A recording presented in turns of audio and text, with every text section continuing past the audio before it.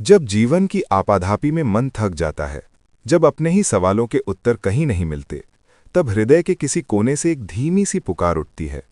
ये पुकार शब्दों में नहीं होती, ये आंसुओं में नहीं होती, ये केवल एक सच्चे भाव में होती है। और यही वो क्षण होता है जब ईश्वर स्वयं भक्त को ढूंढने निकल पड़ते हैं। ये बात सुनने में साधारण लग सकती है, पर हमारे शास्त्र, हमारे संत और अनगिनत भक्तों के अनुभव यही कहते हैं कि जब भक्ति निष्कलुष होती है, जब अहंकार गलकर करुणा बन जाता है, तब भगवान दूर नहीं रहते। वे प्रतीक्षा नहीं करते कि कोई उन्हें बुलाए, वे स्वयं चलकर आते हैं, जैसे माता अपने रोते हुए बच्चे तक दौड़कर पहुंच जाती है। रामचरितमानस में तुलसीदास जी कहते हैं कि प्रभु का हृदय भक्त के प्रेम से बंधा हुआ है। वहां कोई नियम, कोई औपचारिकता नहीं, केवल भाव की सच्चाई है। शबरी का उदाहरण हमारे सामने है। वो ना तो विदुषी थीं, ना ही किसी राजमहल की रानी। वन में रहने वाली एक साधारण स्त्री, जिसका जीवन प्रतीक्षा में बीता। पर उसकी प्रतीक्षा में कोई स्वार्थ नहीं था। उसका हर दिन, हर श्वास केवल राम के लिए थी। और वही राम, अयोध्या के राजा, स्वयं उसके आश्रम तक आए। शबरी ने उन्हें बुलाया नहीं था, कोई संदेश नहीं भेजा था। फिर भी प्रभु आए, क्योंकि सच्ची भक्ति का पता ईश्वर स्वयं चलकर लग जाता है। जब हम कहते हैं कि भगवान भक्त को ढूंढते हैं, तो इसका अर्थ किसी चमत्कार से नहीं, बल्कि उस गहरे संबंध से है जो आत्मा और परमात्मा के बीच होता है। भागवत पुराण में ध्रुव का प्रसंग आता है। एक बालक जिसे तिरस्कार मिला, जिसने वन में जाकर तप किया। उसकी साधना में कठोरता थी, पर उसके भीतर ईश्वर को पाने की तीव्र इच्छा भी थी। भगवान विष्णु स्वयं प्रकट हुए, पर ध्रुव के लिए ये कोई शक्ति प्रदर्शन नहीं था, बल्कि ये उस करुणा का प्रमाण था कि जब कोई भक्त पूरे मन से खोजता है, तो ईश्वर छिपे नहीं रहते। संत कबीर ने कहा था कि ईश्वर ना मंदिर में बंधे हैं, ना मस्जिद में, वे वहां हैं जहां मन निर्मल है। यही कारण है कि कई बार जीवन में ऐसे मोड़ आते हैं जब हमें लगता है कि कोई अदृश्य हाथ हमें संभाल रहा है, कोई हमें रास्ता दिखा रहा है, बिना बोले, बिना दिखाई दिए। ये वही क्षण होते हैं जब ईश्वर भक्त के पास आ चुके होते हैं। हनुमान जी का जीवन भी इसी भाव का प्रतीक है। वे स्वयं को कभी बड़ा नहीं मानते। उनका हर कार्य, हर श्वास राम के लिए है। सुंदरकांड में आता है कि जब सीता माता ने हनुमान जी से कहा कि वे राम का नाम लेकर आए हैं, तो उनका हृदय भर आया। राम ने हनुमान को ढूंढा नहीं, बल्कि हनुमान ने राम को पा लिया। और यही सच्ची भक्ति है, जहां खोज एक दूसरे की हो जाती है। कई बार हम सोचते हैं कि हमें भगवान को ढूंढना है, पर सच ये है कि जब मन पूरी तरह टूट जाता है, जब हम अपने बल पर कुछ नहीं कर पाते, तब भगवान स्वयं हमें ढूंढ लेते हैं।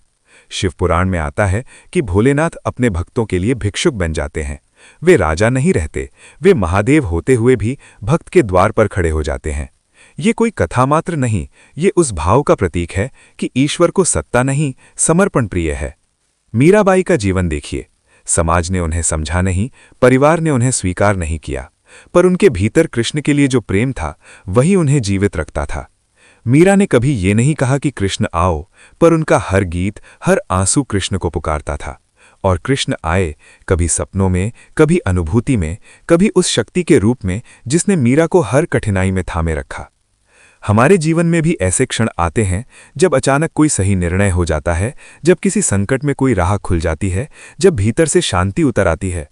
तब समझ लेना चाहिए कि ये केवल संयोग नहीं, ये उस ईश्वर की उपस्थिति है जो अपने भक्त को ढूंढ चुका है। रामचरितमानस में कहा गया है कि प्रभु अपने भक्त के अपराध नहीं देखते, वे उसका भाव देखते हैं। संत रविदास कहते हैं कि जहां प्रेम है, वहीं प्रभु हैं।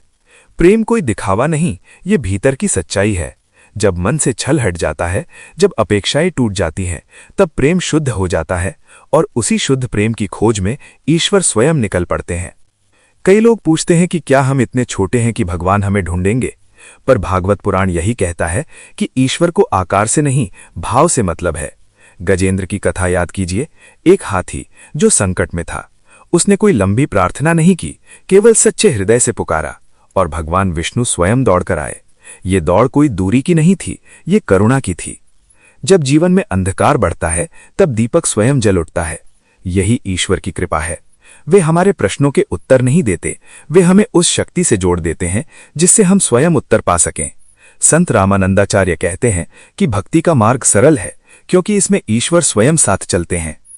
आज के समय में जब मन भटकता है, जब विश्वास डगमगाता है, तब ये समझना आवश्यक है कि ईश्वर कहीं दूर नहीं है। वे हमारे हर सच्चे भाव को जानते हैं। जब हम बिना शर्त उन्हें स्वीकार कर लेते हैं, तब वे भी बिना शर्त हमें अपनाते हैं। हनुमान चालीसा में कहा गया है कि राम काज करिबे को आतुर। ये केवल हनुमान जी के लिए नहीं, ये स्वयं राम के लिए भी है। वे भी अपने भक्त के कार्य करने को आतुर रहते हैं। जब भक्त थक जाता है, तब भगवान आगे बढ़ते हैं। इसलिए यदि आज आपके जीवन में कोई ऐसी शांति है जिसे आप शब्दों में नहीं बांध सकते, यदि कोई ऐसा सहारा है जो दिखता नहीं पर महसूस होता है, तो समझिए कि ईश्वर आपको ढूंढ चुके हैं। ये कोई रहस्य नहीं, ये भक्ति का स्वाभाविक फल है। अंत में बस इतना ही कहना है कि ईश्वर को पाने के लिए बड़े कर्मकांड नहीं, केवल सच्चा हृदय चाहिए। जब भाव सच्चा होता है, तब भगवान स्वयं रास्ता तय करते हैं। वे भक्त को अकेला नहीं छोड़ते, वे उसे ढूंढते हैं, संभालते हैं और जीवन के हर मोड़ पर साथ चलते हैं। यदि ये भाव, ये कथा आपके मन को स्पर्श कर पाई हो, तो इसे अपना प्रेम समझिए। इस यात्रा में हमारे साथ जुड़े रहने के लिए चैनल को सब्सक्राइब करें, वीडियो को लाइक करें और उस घंटी को बजाएं, ताकि भक्ति और विश्वास की ये धारा निरंतर आपके जीवन तक पहुंचती रहे।